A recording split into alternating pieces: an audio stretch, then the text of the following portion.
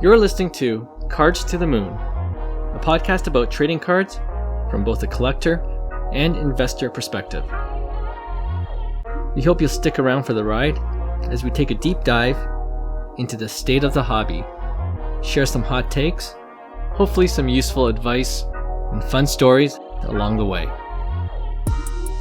Hey guys, welcome back to Cards to the Moon. This is episode 102, and it's a Friday episode, and it's the episode that'll air right before Christmas. So Merry Christmas and Happy Holidays to all of our listeners. My name is Clark from 5Card Guys on Instagram and 5cardguys.com. And with me, as usual, is Hyung of Integrity Sports Cards and John, who is Trade You at Recess. All of our IG handles are linked in the show notes below. So for this episode, we're going to do a year in review in the hobby. But before we get to that, off the top, I want to briefly talk about the packs we've been ripping lately.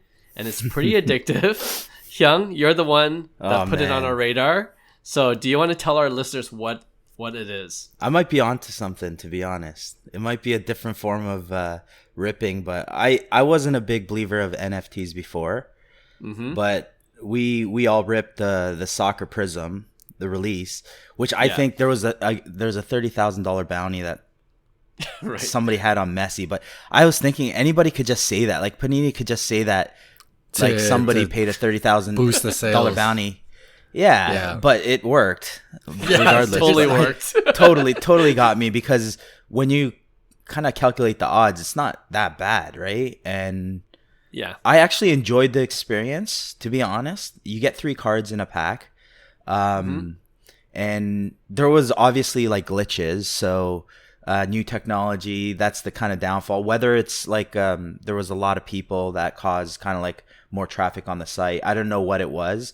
Right. Maybe new framework or whatever. But overall, it was, as I experienced it, it kind of changed, I think, the way I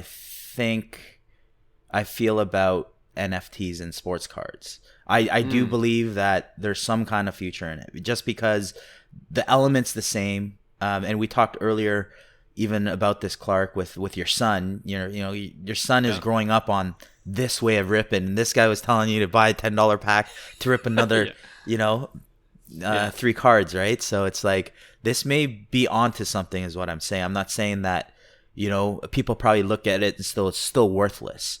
Right. But what people don't understand is, like, when you go into like the Panini website and you're doing all this, there's a marketplace as well. Right? Whether it sells, there's history of sales, there's all these things that come with the NFT, and it's just a matter of, hey, if you rip something like valuable, you're able to liquidate it and sell it right away, right? So it's a form still of, ripping. It's just a different form where it's not physical. I actually hit a 1 of 1 myself in the second pack. I bought 15 packs, which is like $10 each. But second pack in, I didn't even know what to expect. I'm like, oh, does every other pack get a 1 of 1? Like, I don't know how frequent this is, but then I, pretty much skunked the last 14 packs or whatever. But it was the decent player, Dusan Vlahovic. He's a young stud coming up, potentially a Manchester United guy. Whoa, so that's pretty cool to pull a 1 of 1. I wish it was a real 1 of 1, or a Messi. Right. Yeah. So, but overall, honestly, it was a positive experience. It was probably a waste of $150 US, but you know what? Like I said, it's the experience that counts. And maybe, this NFT I could sell for more than $150. Yeah. Right? Yeah. Possible. Cool. Yeah. So addicting. We were just saying that amongst our own group when we got into it. Johnny, what do you think about, you got a few packs yourself? I ended up just buying 3 packs to kind of test the waters. I share Hyung. I understand what Hyung is saying, because I first time ever doing anything NFT wise. And it certainly did open my eyes to be more accepting of NFTs, because the experience was positive. I did feel those same feelings when you rip a pack, and a bit of excitement. And I got a gold out of 10, which was kind of cool. And I was like staring at it afterwards. So it's the same, literally all of the same feelings, except you're not physically holding it, right? So it's almost like getting a card and it's like in a vault. So I think there, you know, like in terms of the potential, I think you do gain a perspective of having a better understanding and appreciating a little bit. And I mean, for the degenerates out there, like packs are at your fingertips. You don't have to like re-up at a hobby store and like wait, you know, like, oh, I gotta go buy another box or whatever. You literally just press a button and you're buying more packs. It's really, it can be, I can see it being pretty dangerous because it's literally right at your fingertips. So it was a good experience. I liked it. Yeah. It's, you know, I've ripped open packs of Candy Digital NFTs, right? With college basketball and, of course, MLB packs. So it's kind of the same experience. Right. And the underlying technology is the same with the NFT packs. Right. You know, I love how the Panini Prizm Soccer, well, the Road to World Cup Qatar packs that we're ripping digitally, even the base cards are numbered at $13.99. Right. So that's a benefit of NFTs too. You can keep track of how many there are. Right. So that's a benefit. And, you know, the one of ones and like you could also keep track of what sells, how many of that card sold at any given time, because it's all trackable on the blockchain. So that's another benefit. And you can see what the marketplace is doing, like how many sold for how much. So it's pretty good. And like you said, Hyung, there are glitches, like the crypto marketplace that Panini is calling their own marketplace. I mean, even the name itself is kind of generic. Crypto marketplace is just selling their cards, right? It's not even cryptocurrency or anything like that. But it is a little bit clunky. But it can I believe it'll only get better over time, right? Like I can't even sell any of my cards because you got to go through the KYC process. Right. Yeah. And I can't even get to that next stage. It's like just glitches on me. Oh man. So I put a support ticket in and hopefully it gets rectified. But in the meantime, I got 9 beautiful cards on my Panini wallet digitally. And I think the best one I got was number 275. Okay. It was an Argentina player. I can't remember his name. If his name's not Messi, it's not that important. But I agree with you guys. The sentiment of ripping those packs open is very same kind of feeling, you know, and you know, sometimes you like to slow play it, like click it really slow. You know, like instead of just ripping an actual pack open. I'm just looking at the third card. That's all I'm looking at is the third card. I forget about the base number to $13.99. I'm just like, I don't care which one's the last one. But I believe there is a chase, Argentina chase that's pretty big in the rookie class. Okay. Yeah, in that. So I don't know what it's worth though. Like it's digital, right? So. Yeah. Newbie question. What's the difference between when you list your card public auction and crypto market? So I think that's unique to Panini. I'm not sure, to tell you the truth. Public auction could be like, I think it's connected to your PayPal account as well. Yeah, it's something like, it's a Panini obviously takes a commission. It seems sort of, I guess, like listing on eBay. Their platform. Yeah, but then what does that mean? So if you list it as crypto, does that mean Panini doesn't take any commission? Do you guys know? I have no clue. Okay. I don't know. I'm sure they take a cut either way. We'll find out, I guess. Yeah, I'm not sure. I think it's I might be wrong, but I think it has something to also do with like how you get paid out. You know what I mean? Like I think if you do it through the crypto market, you get the funds in your Panini wallet, which is in cryptocurrency or something like that. See. Rather than PayPal, which might be in USD. I'm not sure. Okay. I think that's we could do a deeper dive into it later. But it's a good question. Yep. So yeah, we've been pretty into the Panini Prizm digital packs. People should check it out to see if they're interested in it. And I think the Messi one of one, the $30,000 bounty is still out there, right? As of this recording. So I hope it wasn't a scam. I hope it wasn't a marketing play. We're just here spending money. Yeah, it worked. $10 a piece. It worked totally. All right. Before we get to our year in review segment discussion, I want to come back to the MLB signing. We talked about Carlos Correa last episode, who we thought was going to the San Francisco Giants, and then a couple of days later, he's going to the Mets for $315 million, 12 years. Yeah. So apparently there's some health issue that the Giants staff and organization weren't comfortable with. So I'm wondering, for you guys, does that make any difference in terms of his hobby value? I think, man, it's tough. I don't think it'll really. I think he's going to sit sideways for a while, to be honest, just like every other star in that kind of bracket. But I do think that the Mets are obviously, like, that's a big play too. Like, I think it's bigger than San Francisco, where now you're talking, I mean, Mets are like 500 million almost in terms of their payroll.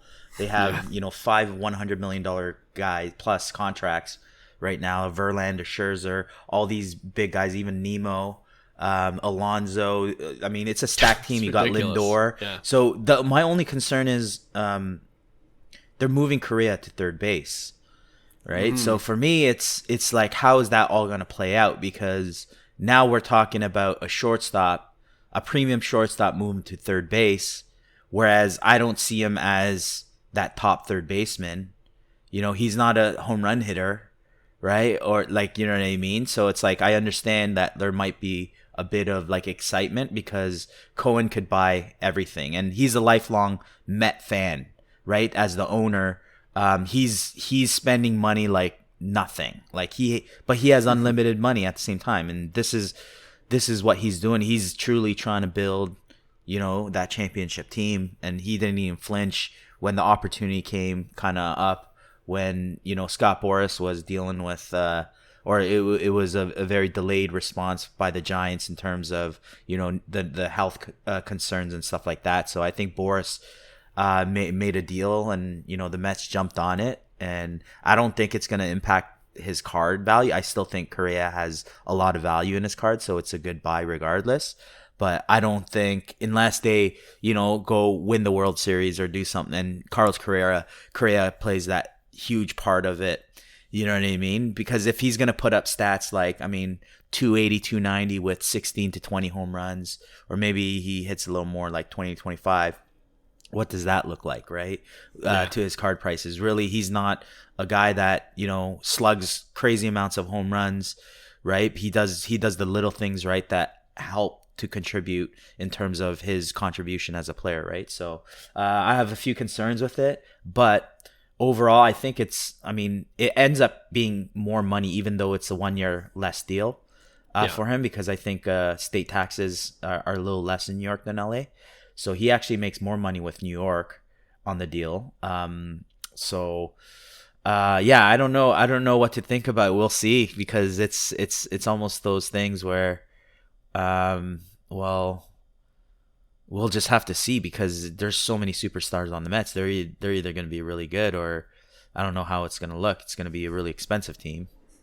Yeah, that's for sure. Yeah. Good on the Mets fans.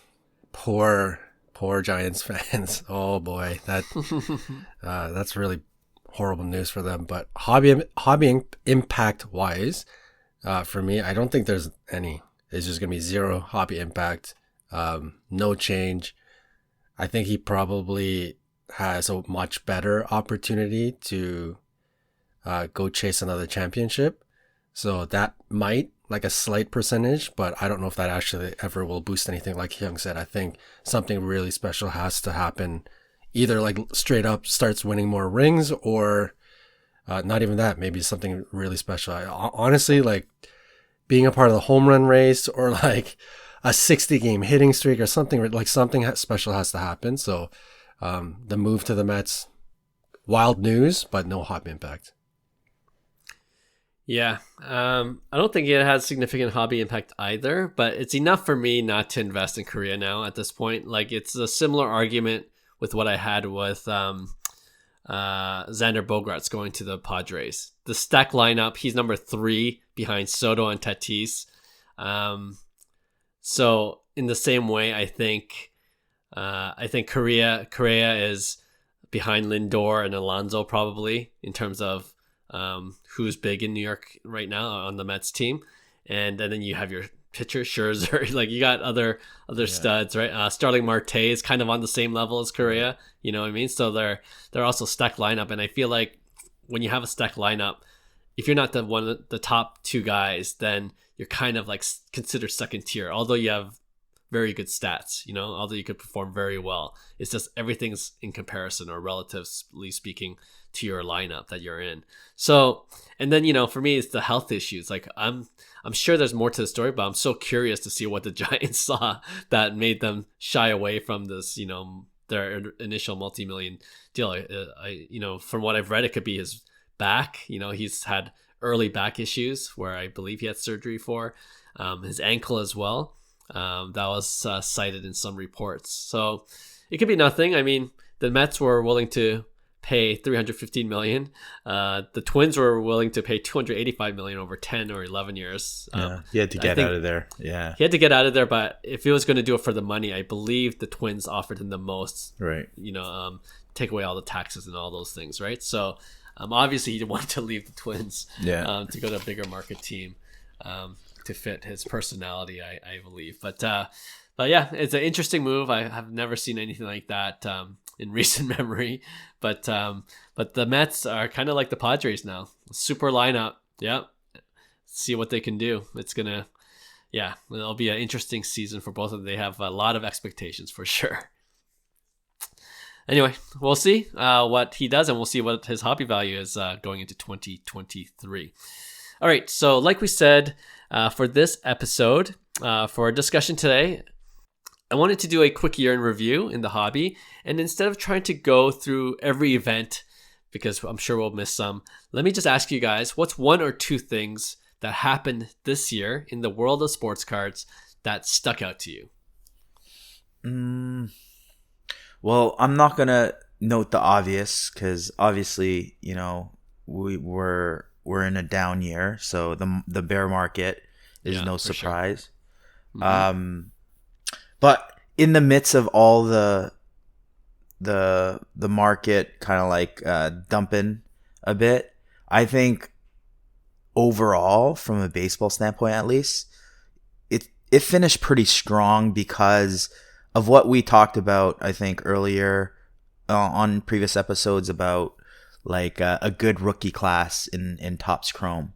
You know, it's going to lead to good Bowman Chrome class in terms of, you know, chasing prospects, right? And that kind of fueled kind of that downer of the whole market because from a hobby perspective, you're still getting excited.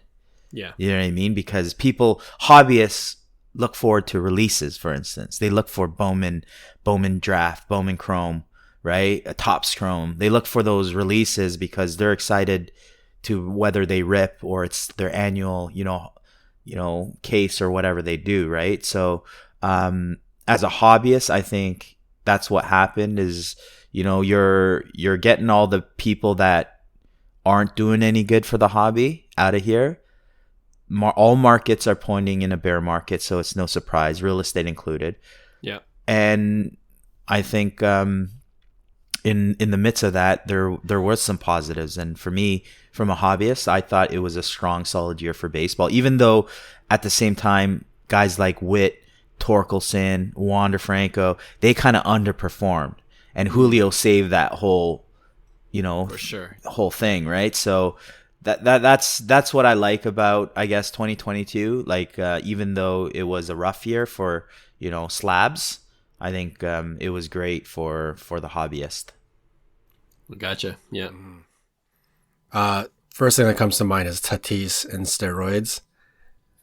I mean, it's only a singular player, and it's not necessarily like complete hobby news, but the hype of him returning and literally the night before, people receiving that news as fans, as hobbyists, collectors, investors, like that was devastating news. So of one of the darlings in the hobby across all sports. So that for me, that was a big one. And then, the full-fledged return of card shows, like that, to me, that was awesome. Like that's what I probably enjoyed the most about the hobby, this past year, attending like the three of us here, we attended, you know, two of the main shows and a couple of, smaller shows here and there. Like that was, meeting people, doing trades, purchasing, like it was so much fun. So that was the highlight for me for sure. Nice. Yeah, a couple things for me. You already mentioned, Hyung, the year of J-Rod, saved the baseball card market. And I think that's why baseball card collecting is so much fun, because there's always a guy that people chase. There's never a season where like, there's no one to chase this season. Like someone always steps up, and it happens to be J-Rod this year. So that kind of created a excitement and buzz. I hear you about Tatis, John. I have a personal stake in Tatis cards, and that kind of yes. It's like, I wanted to, really, profit and flip, and I'm like, I guess I'm holding this for another year. I don't mind the Tatis dip though. I don't mind it because now cards that I always wanted are attainable. Sure, so it's like, although I have like, I don't want to spend any more money on Tatis because I already have my big Tatis. But it's tempting when you see like certain cards like a gold. If it falls under $500, you're like, okay, right? Like I got to make a move, or a Bowman Chrome hits a certain price, right? For sure, right? It's starting to creep up. I fall into that category for sure. Like I got my Bowman Chrome first auto. I never thought I would pick one up this year, but then when it went sub 1,000, I'm like, I got it. Yeah, you got to. I think it's still picking up a bit, his market, like not picking up as in like it's on a positive trajectory. It's holding steady. It's holding steady. Yeah. It's a little stronger than I expected, to be honest. Yeah, when Tatis first started falling, I DM'd the guy on Facebook about a 2019 Bowman Chrome, the vertical, the one where he's standing up batting. Yeah. He had a PSA 10 gold refractor. And he wanted 1,100. And I was really close. I really wanted to see if he'd be willing to trade, like sort of like a trade in cash. But I ended up not doing it. And the PSA 9 just sold the other day for like 800 and change. Oh, wow. So, the looks like it's not like, making a roaring comeback, but I think slowly the prices for Tatis are starting to tighten up and maybe slowly starting to climb as we approach the following year. Yeah. Maybe that's for our next episode, which we plan to do a kind of a 2023 prediction, the year of Tatis, or the return of Tatis. We'll see. A couple other things you might have forgotten because it was so early in this year. Fanatics acquiring Topps for $500 million. Ooh, that was huge news. Right. January 4th. I think so just 4 days into the new year, 2022, that happened, and we're like, what? That was huge.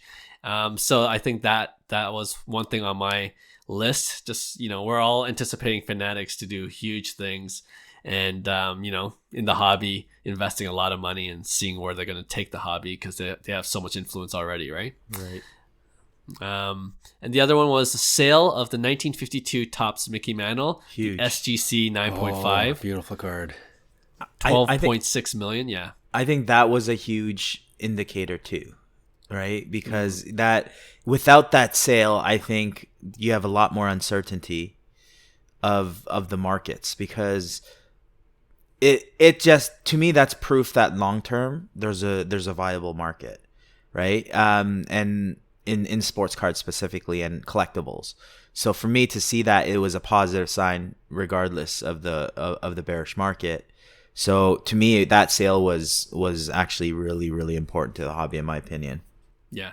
I think it was really important for SGC as well. Yes, it helped them a lot too. Yeah, for sure. Yeah. Just to have that in their slab, for sure, the high value card. We talked about it in previous episodes. SGC needs more of that to really compete at the PSA level, right? So another thing, the launch of Mint Collective, that was a new show that launched early this past year in Vegas.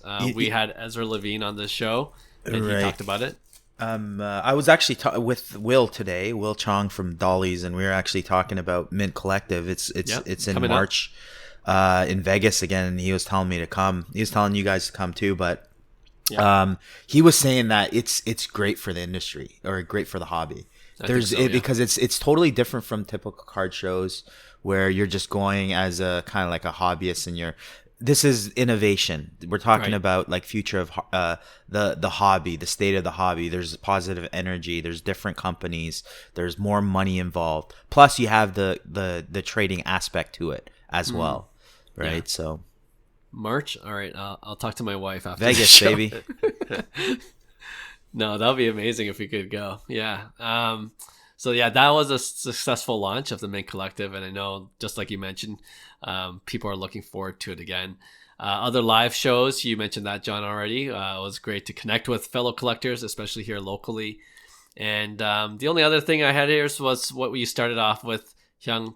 Obviously, the biggest news is the decline of the sports card market in general, just because of the state of the economy. But like you said as well, I think there's a lot of positives within 2022. And we always said in previous episodes, too, that there are opportunities to be had in even in the bear market, right? So, who knows what 2023 will bring. The economy looks like it'll be holding steady and bordering recession still, but again, opportunities to be had. And just I'm personally bullish on the hobby in general. You just got to kind of roll with the punches, so to speak. Well, I actually thought of one that might receive a bit of hate. Okay. As much as guys like Backyard Breaks receive a lot of heat, I think the popularity in breaking and filming your rips really highlighted some like amazing pulls. Like, it wasn't until this year, literally this year, every massive card you can think of was filmed and pulled probably on film, right? So that, like, as a hobbyist, you got to witness and watch as value entertainment, people ripping. You can hate on it all you want, but you still got to watch it, and it's pretty cool to watch it, right? So that's a good point. Yeah, hobby as entertainment for sure. I think that's a really good point. I'm glad you brought it up because generally speaking, whether you hate those guys or not, the more entertaining the hobby is, the better it is, because that'll keep people interested and just having people stay in the hobby as well. So, all right, I think that's a pretty suffice year in review. I thought we covered a lot of ground within the 30 minutes for this shorter Friday episode. A lot went on. I'm sure we missed a few things. If you, our listener, thought of something that we just blatantly missed, please DM us, let us know, and we'll be glad to bring it up in a future episode. But yeah, 2022, through its ups and downs, the hobby was still fun. We're still doing this podcast weekly. There's no shortage of things to talk about, and I'm sure it'll be that way heading into the new year. So speaking of 2023, next week in our last episode of season 2 and of 2022, we'll go over some hobby predictions like we mentioned for the upcoming year. So don't miss that episode, coming to you next Tuesday. Until then, take care everyone, and again, Merry Christmas, Happy Holidays to you all. Hey, thanks for listening to Cards to the Moon. We'd really appreciate you subscribing to our podcast wherever you listen to your podcasts. And you can also connect with each of us on Instagram at 5cardguys, or you can follow Hyung at Integrity Sports Cards, or John at TradeU at Recess. You can also check us out at 5cardguys.com. Thanks again, and hope to connect soon.